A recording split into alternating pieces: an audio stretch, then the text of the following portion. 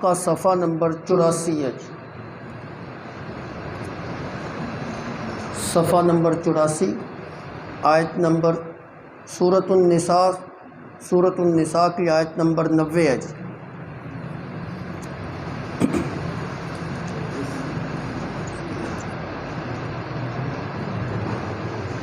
اعوذ باللہ من الشیطان الرجیم، بسم اللہ الرحمن الرحیم۔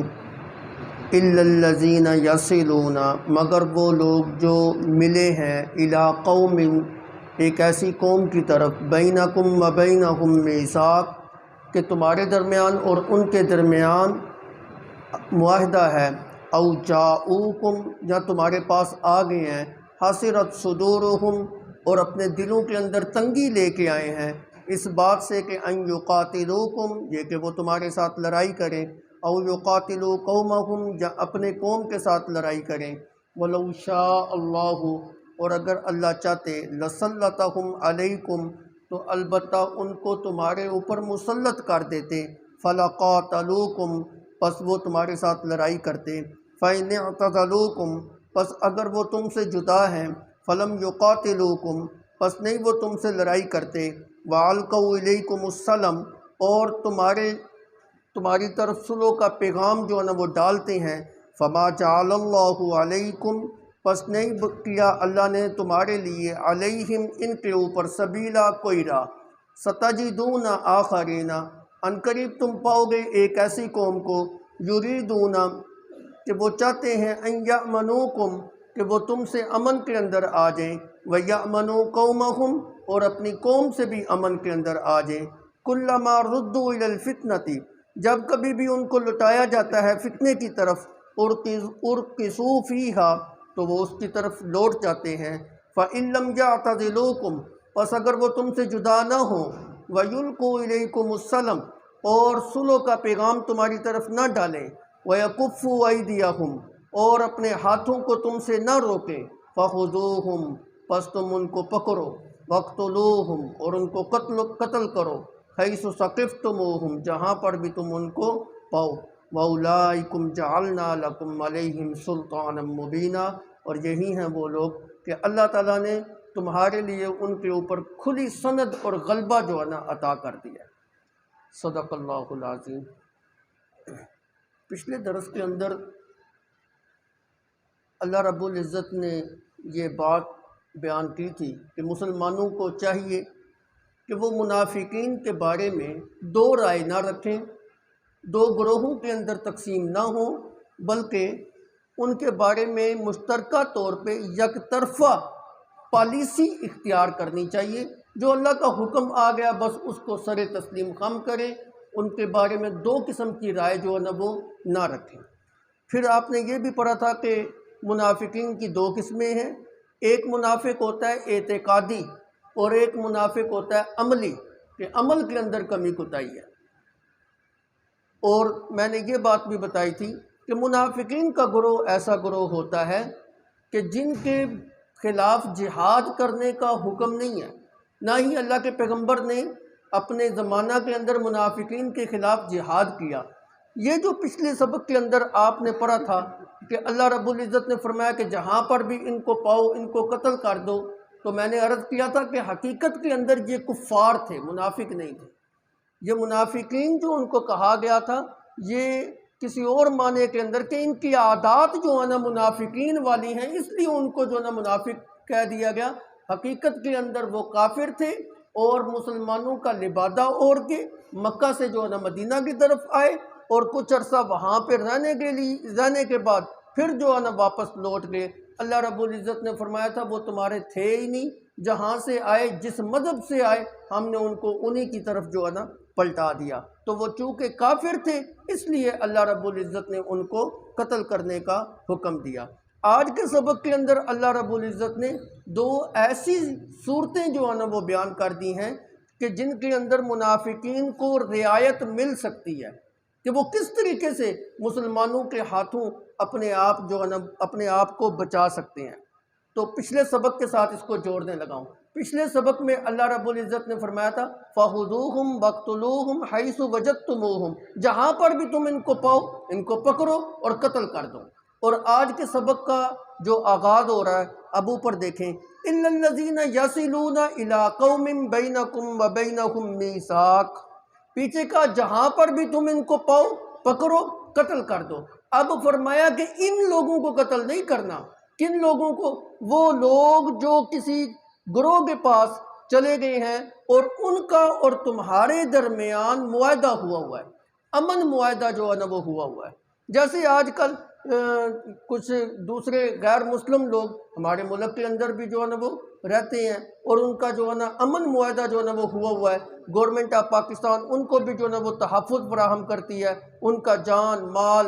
آل اولاد عزت آبرو اسی طرح ان کو تحفظ جو ہے نا وہ دیا جاتا ہے جس طرح مسلمانوں کو جو ہے نا وہ تحفظ دیا جاتا ہے۔ بلکہ اگر آپ غور کریں ہمارے ملک میں تو اقلیتوں کو جتنا تحفظ دیا جاتا ہے مسلمانوں کو اتنا تحفظ نہیں ہے۔ تو یہ امن معاہدے کی پاسداری جو ہے نا وہ ہوتی ہے کہ ہم نے تمہیں امن جو ہے نا وہ عطا کرنا ہے، چونکہ وہ پاکستان کی شہری ہیں اور پاکستان کے اندر ہے کہ وہ پاکستان کے قانون کو جو ہے نا وہ تسلیم کیے ہوئے ہیں اور ہمارے اسلام کے اندر اور ہمارے ملکی قوانین کے اندر وہ کوئی خرابی واقعہ نہیں کرتے، لہذا ان کے لیے وہی حکم ہوگا، وہی احکام ہوگا، وہی پالیسیاں ہوگی جو مسلمان کے لیے ہوں گی۔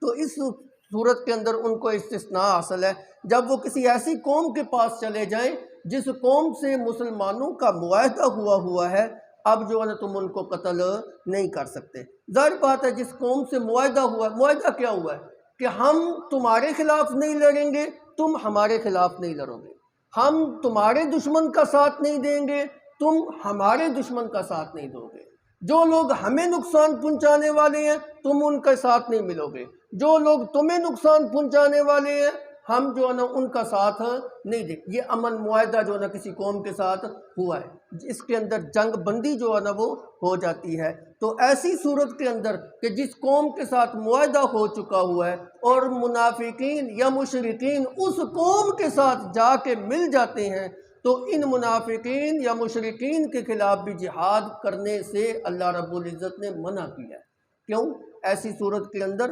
معاہدے کی پاسداری جو ہے نا وہ نہیں رہتی۔ جیسے آپ دیکھیں صلح حدیبیہ کا واقعہ، صلح حدیبیہ کے واقعہ کے اندر کیا تھا؟ مسلمانوں نے مشرکین مکہ کے ساتھ معاہدہ جو ہے نا وہ کر دیا تھا۔ اب جس وقت ان کے ساتھ امن کا معاہدہ قائم ہو چکا تھا، کچھ عرب کے گروہ ایسے تھے جو مشرکین مکہ کے ساتھ مل گئے تھے، ان کے ساتھ اتحاد کر لیا تھا، اور کچھ گروہ ایسے تھے جنہوں نے مسلمانوں کے ساتھ جو ہے نا اتحاد اور اتفاق جو ہے نا وہ کر لیا تھا۔ جیسے بنو خزاعہ کا قبیلہ جو ہے نا وہ مسلمانوں کے ساتھ مل گیا تھا اور بنو کنانہ کا قبیلہ جو تھا وہ مشرکین مکہ کے ساتھ جو ہے نا وہ مل چکا تھا۔ تو فرمایا کہ یہ کفار اگر ایسے لوگوں اور قوموں کے ساتھ جو ہے نا وہ جا کے مل جائیں اور ان سے اتحاد کر لیں تو پھر جن کے ساتھ تمہارا معاہدہ ہوا ہے تو پھر ان کفار کے خلاف بھی تم نے جہاد نہیں کرنا، ان کے خلاف تم نے لڑائی نہیں لڑنی اور ان سے لڑائی لڑنے سے باز رہنا ہے۔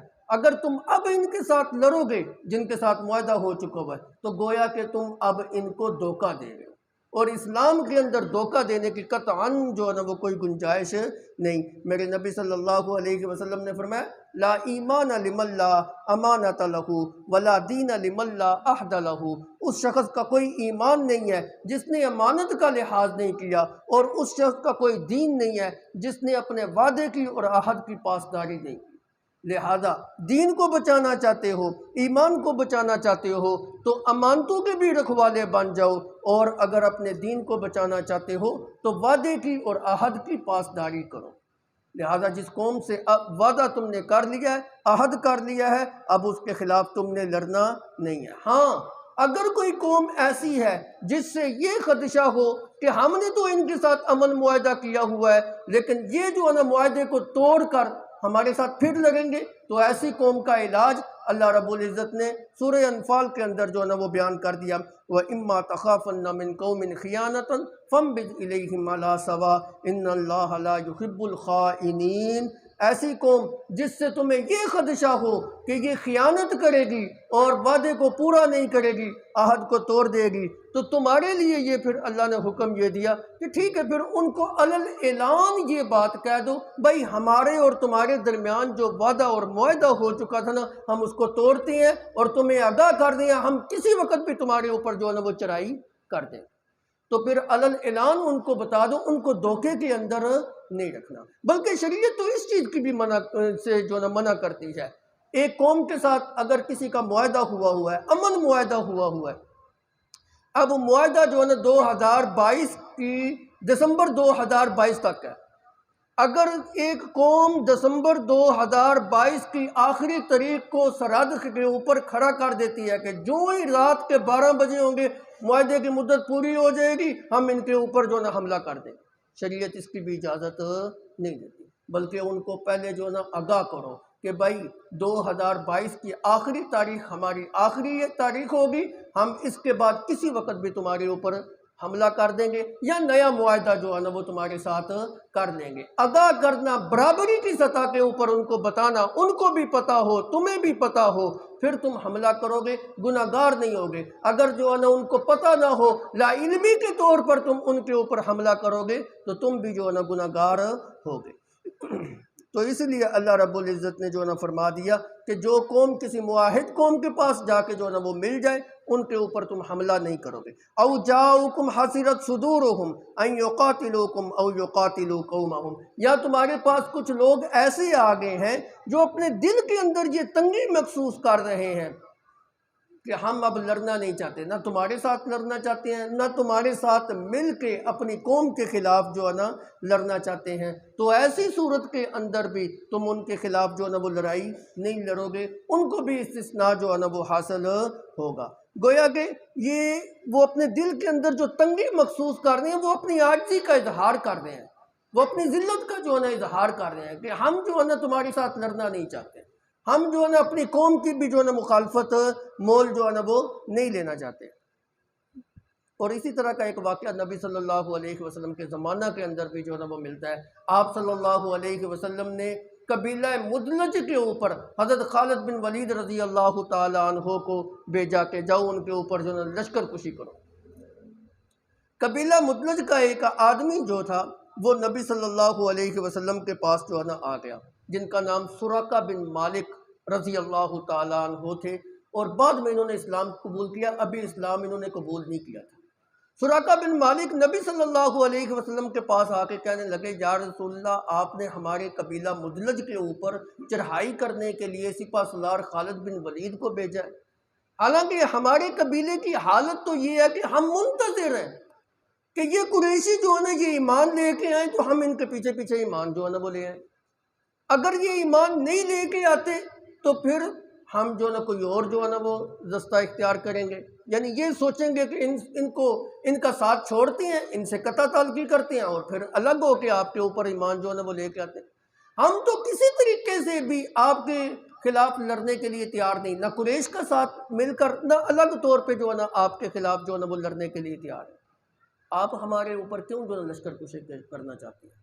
تو نبی صلی اللہ علیہ وسلم نے اس صورت میں جو نا خالد بن ولید رضی اللہ تعالیٰ عنہ کو منع کر دیا، ٹھیک ہے اس لشکر کے اوپر جو ہے نا، اس قوم کے اوپر لشکر کشی جو ہے نا وہ مت کرو۔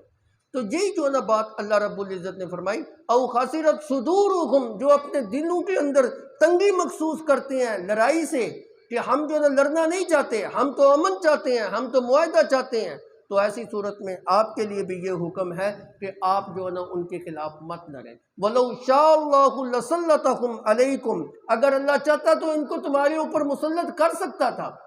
عرب کے لوگ ہیں، جنگجو لوگ ہیں، لڑاکے لوگ ہیں، وہ تو ان کی ساری زندگیاں جو ہے لڑائی کے اندر جو ہے نا وہ گزری ہوئی ہیں، لیکن اللہ رب العزت نے اے مسلمانوں تمہارا رعب ان کے اوپر اس طرح مسلط کیا کہ ان کی یہ جرت نہیں ہے کہ تمہارے خلاف جو ہے نا وہ لڑنے کے لیے آ سکیں۔ لہذا اب اگر اللہ نے تمہارا رعب ان کے اوپر جو ہے نا وہ قائم کر دیا ہے تو تمہیں اللہ کا شکر ادا کرنا چاہیے، تکبر نہیں کرنا چاہیے۔ اللہ کو تکبر نہیں پسند، اللہ کو عاجزی پسند ہے، اور جتنا عاجز بندہ ہوگا، بالخصوص جنگوں کے اندر آپ دیکھیں نا، اللہ کے پیغمبر صلی اللہ علیہ وسلم نے اپنی افرادی قوت کے اوپر کبھی ناز نہیں کیا تھا، جنگوں کے اندر بھی آپ ساری ساری رات جو ہے نا میدان جنگ کے اندر جو ہے نا سجدہ ریز ہوتے تھے اور رو رو کے جو ہے نا وہ دعا کیا کرتے تھے. تو اللہ رب العزت کو عارضی جو ہے نا وہ بڑی پسند ہے. اس لیے اللہ رب العزت نے فرمایا اگر اللہ چاہتا تو ان تمہارے دشمن کو تمہارے اوپر جو ہے نا مسلط کر سکتا تھا، لیکن اللہ نے تمہارا رعب ان کے اوپر جو ہے نا وہ قائم کیا. وَلَوْ شَاءَ اللَّهُ لَسَلَّطَكُمْ عَلَيْكُمْ فَلَا قَاتَلُوكُمْ، اگر اللہ چاہتے تو اللہ ان کو تمہارے اوپر مسلط کر دیتے اور وہ تمہارے خلاف جو ہے نا وہ لڑتے. لہذا اب اللہ کا شکر ادا کرو، اللہ نے جو ہے نا ایسا تمہارے لیے نہیں کیا. فَإِنِ اعْتَزَلُوكُمْ، اب اگر وہ تم سے جدا ہیں یعنی لڑتے نہیں ہیں، لڑائی سے جو ہے نا وہ جدا ہے. فَلَمْ تُقَاتِلُوكُمْ، اور وہ تم سے لڑتے نہیں ہیں. وَأَلْقَوْا إِلَيْكُمُ السَّلَمَ، اور تمہارے لیے جو ہے نا صلح کا پیغام جو ہے نا وہ رکھتے ہیں. فَمَا جَعَلَ اللَّهُ لَكُمْ عَلَيْهِمْ سَبِيلًا، اب تمہارے پاس کوئی ایسی بات نہیں ہے، کوئی ایسا عذر نہیں ہے کہ تم یہ کہو کہ ہم نے ضرور بضرور ان کے خلاف لڑنا ہی لڑنا. نہ، اللہ نے اب تمہیں اجازت جو ہے نا وہ نہیں دی ہے. اب جو ہے نا بس صلح کو قبول ہی کرنا جو ہے نا وہ ہوگا. یاد رکھیے اسلام ایک ایسا مذہب ہے، یہ خام خواہ لڑائی کا حکم نہیں دیتا کہ بس چڑھائی کر دو جی، مار دو جی، خون ریزی کر دو جی، تلوار جو ہے نا وہ چلا دو جی، بم ان کے اوپر گرا دو جی، ان کو کچل کے رکھ. نہ نہ نہ، جو تمہارے لیے صلح کا پیغام جو ہے نا بڑھا رہا ہے اس کی صلح کو قبول کرو. شریعت اولاً جو ہے نا وہ مارنے کا حکم نہیں دیتی. شریعت مارنے کا حکم کب دیتی ہے؟ جب یہ لوگ خرابی کرتے ہیں، فتنہ ڈالتے ہیں، فساد ڈالتے ہیں. اگر وہ امن کے ساتھ رہ رہے ہیں اور آپ کے ساتھ نہیں لڑائی کرتے تو شریعت بھی کہتی ہے ٹھیک ہے تم بھی خاموش رہو. ہاں، ان کو دعوت دیتے رہو، اسلام کی دعوت دیتے رہو. اگر وہ خرابی کرتے ہیں تو پھر فتنے کی سرکوبی کے لیے لڑائی کرنا پڑے گی. یہ قرآن پاک کی آیات کا ترجمہ آپ کو بتا رہا ہوں. وَقَاتِلُوهُمْ حَتَّى لَا تَكُونَ فِتْنَةٌ وَيَكُونَ الدِّينُ لِلَّهِ. اللہ کہتے ہیں ان کے ساتھ لڑو. کب تک لڑو؟ یہاں تک کہ فتنہ ختم نہ ہو جائے اور دین سارے کا سارا اللہ کے لیے خاص نہ ہو جائے. تو لڑائی کا مقصد اور جہاد فی سبیل اللہ کا اصل مقصد یہ ہے کہ دین غالب ہو جائے اور کفر جو ہے نا وہ مغلوب ہو جائے، کفر کا سر جو ہے نا وہ کچل جائے. وگرنہ خون ریزی کرنا کوئی کام نہیں ہے. محض خون ریزی کرنے کے لیے جہاد کا حکم نہیں ہے. اگر پیار سے کام چلتا ہو تو اسی سے چلانا چاہیے. اگر وہ تمہارے امن معاہدے کو قبول کرتے ہو تو اسی کو قبول کرنا چاہیے. اگر وہ تمہیں جزیہ دے کے رہنا قبول کرتے ہو تو ٹھیک ہے. ان ساری چیزوں کو جو ہے نا وہ تسلیم کیا جائے گا. خام خواہ لڑائی کا حکم جو ہے نا وہ شریعت جو ہے نا قطعاً اس کو جو ہے نا وہ نہیں دیتی. آگے دوسری آیت میں اللہ رب العزت نے کچھ منافقین کا جو ہے نا اور منافقین کا تذکرہ کیا جو سخت فتنہ پرور تھے اور معاشرے کے اندر بد امنی جو ہے نا وہ پھیلانا چاہتے تھے. اللہ رب العزت نے فرمایا ستجدون آخرین یریدون ان یامنوکم ویامنوا قومہم، کچھ آن قریب تم ایک ایسی قوم کو بھی پاؤ گے جو تم سے بھی امن چاہتی ہے اور تمہارے دشمن سے بھی جو ہے نا وہ امن چاہتی ہے. یعنی اپنی قوم سے بھی امن چاہتی ہے اور تم سے بھی جو ہے نا امن چاہتی ہے. یہ اتنے بد اخلاق لوگ ہیں، یہ اتنے فتنہ پرور لوگ ہیں، یہ اتنے بد امنی پھیلانے والے لوگ ہیں. حالت ان کی یہ اخلاقی کلما ردوا الی الفتنۃ ارکسوا فیہا، جب ان کو دعوت دی جاتی ہے کہ آ جاؤ بھائی اپنے مذہب کی طرف واپس پلٹاؤ جی، پلٹ جاتے ہیں. دونوں گروہوں کو انہوں نے دھوکہ دیا ہوا ہے، اپنے گروہ کو بھی اور مسلمانوں کو بھی. حقیقت کے اندر یہ کافر ہی ہیں، مسلمان نہیں. مسلمانوں کو تو بس یہ باور کرا رہے ہیں کہ ہم مسلمان ہیں صرف اپنے بچاؤ کے لیے، اور کافروں کے پاس جس وقت جاتے ہیں تو کہتے ہیں ہم تو ان کے ساتھ مذاق کرتے تھے جی، ہمارا ان کے ساتھ کیا تعلق. وَإِذَا خَلَوْا إِلَىٰ شَيَاطِينِهِمْ قَالُوا إِنَّا مَعَكُمْ إِنَّمَا نَحْنُ مُسْتَهْزِئُونَ، ہم ان سے مذاق کرتے ہیں جی، ہمارا ان کے ساتھ کوئی تعلق نہیں. جب مسلمانوں کے پاس آتے ہیں تو یہ باور کرانے کی کوشش کرتے ہیں کہ ہم تو مسلمان ہیں جی. اب مسلمانوں سے بھی تحفظ جو ہے نا وہ حاصل کرنا چاہتے ہیں اور کافروں سے بھی جو ہے نا وہ تحفظ حاصل کرنا چاہتے ہیں. اور جس وقت ان کو فتنے کی طرف بلایا جاتا ہے، فتنے سے مراد لڑائی کی طرف، فساد کی طرف، تو بس ارکسوا فیہا، اسی طرف پلٹ جاتے ہیں، اسی طرف لوٹ کے جو ہے نا وہ چلے جاتے ہیں. فتنہ پھیلانے کے اندر تو یہ ذرا بھی دیر نہیں کرتے، اسی بات کو جو ہے نا وہ قبول کریں گے. اور امام ابو بکر جساس رحمۃ اللہ علیہ فرماتے ہیں کہ یہاں سے مراد کفر اور شرک کی طرف لوٹنا ہے. جس وقت ان کو کفر اور شرک کی طرف پلٹنے کا کہا جاتا ہے ذرا بھی دیر نہیں کرتے، ارکسوا فیہا، اس کی طرف جو ہے نا وہ پلٹ جاتے ہیں. تو یہ مسلمانوں سے صرف اپنا مقصد حل کرنے کے لیے جو ہے نا اسلام کے قبول کرنے کا ڈھونگ انہوں نے جو ہے نا وہ رچا رکھا ہوا ہے، حقیقت کے اندر جو ہے نا یہ کافر ہی ہیں۔ نبی صلی اللہ علیہ وسلم کے دور مبارک کے اندر قبیلہ بنی اسد اور قبیلہ بنی غطفان جو تھا، ان کی یہی تو حالت تھی۔ وہ مسلمانوں کے پاس آ کے کہتے تھے ہم مسلمان ہیں، کافروں کے پاس جا کے جو ہے نا وہ کہتے تھے کہ ہم جو ہے نا وہ کافر ہیں، ہم تمہارے ساتھ ہیں۔ تو انہی لوگوں کی اللہ نے یہ پھر جو نا سزا تجویز کی، فرمایا فَإِن لَمْ يَعْتَزِلُوكُمْ وَيُلْقُوا إِلَيْكُمُ السَّلَامَ، اگر لڑائی کے اندر تم سے جدا نہ ہوں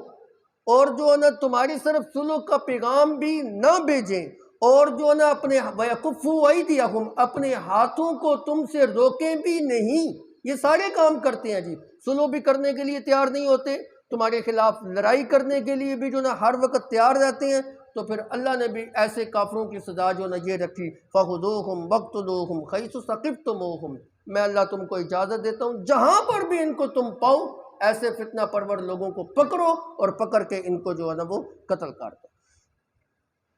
بعض لوگوں کا یہ خیال ہے، بعض مفسرین کا یہ خیال ہے کہ یہاں سے مراد عرب کے مشرکین لوگ تھے، یہ عرب کے مشرکین کے بارے میں جو نا یہ کہا گیا۔ اور امام ابو حنیفہ رحمۃ اللہ علیہ فرماتے ہیں کہ عرب کے مشرکین کے خلاف اللہ رب العزت کا خطبی طور پہ یہی فیصلہ ہے کہ ان کو پکڑو اور پکڑ کے ان کو جو نا قتل کرو۔ وجہ یہ تھی کہ جس وقت فتح مکہ ہو گیا نا، اللہ کے پیغمبر صلی اللہ علیہ وسلم نے فرمایا اللہ رب العزت نے اسلام کو اب عزت دے دی ہے، اب جزیرہ عرب کے اندر دو دین نہیں چل سکتے، یہ نہیں ہو سکتا کہ اسلام کا مذہب بھی چلے اور ساتھ ساتھ کفر اور شرک کا مذہب بھی چلے، نہ، کفر اور شرک کو مات ہو گئی ہے، وہ ختم ہو گیا جی، ملیا میٹ ہو گیا جی، اللہ نے اس کو ذلیل اور رسوا کر دیا۔ اب جو ہے نا عرب کے جزیرہ کے اندر دین چلے گا تو وہ دین اسلام چلے گا، ایک ہی دین جو ہے نا وہ چلے گا، یہ نہیں ہو سکتا کہ دو دین جو ہے نا وہ یہاں پہ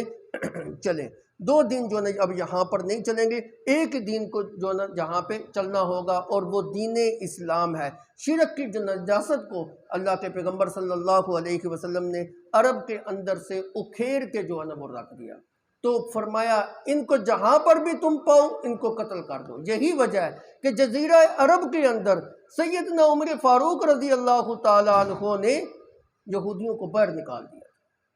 اولاً تو مدینہ کے اندر سے نکالا تھا، لیکن جو ہے نا ثانیاً آپ نے ان کو خیبر سے بھی جو ہے نا وہ نکال دیا تھا، حالانکہ اگر وہ جزیہ دے کر مدینہ کے اندر رہنا چاہیں تو رہنے کی اجازت دینی چاہیے تھی، جزیہ جو قبول کر رہے ہیں، اپنی ذلت جو قبول کر رہے ہیں، لیکن نہیں۔ حضرت عمر فاروق رضی اللہ تعالیٰ عنہ نے اسی پہلو کو سامنے رکھا، اور مفسرین اور فقہاء یہ کہتے ہیں کہ جزیرہ عرب کے اندر اگر کوئی غیر مسلم جزیہ دے کے جزیہ قبول کر کے رہنا بھی چاہے تو جزیرہ عرب کی یہ خصوصیت ہے کہ وہاں پہ اس کو رہنے کی اجازت نہیں دی جائے۔ ہاں، جزیرہ عرب سے باہر ہٹ کے عجم کے علاقے کے اندر، امریکہ ہے، افریقہ ہے، پاکستان ہے، ایشیا ہے، ان ممالک کے اندر اگر کوئی مسلمانوں کے علاقے کے اندر جزیہ قبول کر کے رہنا چاہے تو اس کو اجازت دی جائے گی، لیکن عرب کے علاقے کے اندر کسی کافر کو جزیہ قبول کر کے بھی رہنے کی اجازت نہیں، اور خاص حرم کے علاقے کے اندر تو کافر کو داخل ہونے کی بھی اجازت نہیں ہے، وہاں پر جو نا وہ داخل ہی نہ ہو۔ انما المشرکون نجس فلا یقربوا المسجد الحرام بعد عامہم ھذا، فتح مکہ کے بعد یہ اعلان کر دیا گیا کہ کفار اور مشرکین جو نا حرم کی حدود کے اندر بھی جو نا وہ داخل نہ ہو۔ تو اس کے اوپر کیسے جو نا عمل ہو سکتا تھا، کیسے ان کو جو نا جزیرہ عرب سے باہر نکالا جا سکتا تھا، تو اس کا علاج بتا دیا فَخُذُوهُمْ وَاقْتُلُوهُمْ حَيْثُ ثَقِفْتُمُوهُمْ، جہاں پر بھی ان کو پاؤ ان کو قتل کر دو۔ ہاں، جزیرہ عرب کے اندر رہنا ہے تو پھر دو ہی کام کرنے ہوں گے، یا تو پھر جو نا اسلام کو قبول کرنا ہوگا، اسلام کو قبول کریں گے پھر جو نا جزیرہ عرب کے اندر رہ سکتے ہیں، نہیں اس کے علاوہ اگر رہنا چاہیں گے تو پھر یہ علاج ہوگا ان کا، ان کو پکڑا جائے گا اور ان کو قتل کیا جائے گا، قتل ہونے کے لیے تیار ہو جاؤ، یا پھر تیسری صورت یہ ہے کہ جزیرہ عرب کو چھوڑ دو اور جو نا باہر نکل جاؤ۔ اللہ رب العزت نے اپنے نبی کے علاقے کو بھی جو نا یہ خصوصیت بخشی ہے کہ کافر بھی وہاں پہ نہیں رہ سکتا تھا۔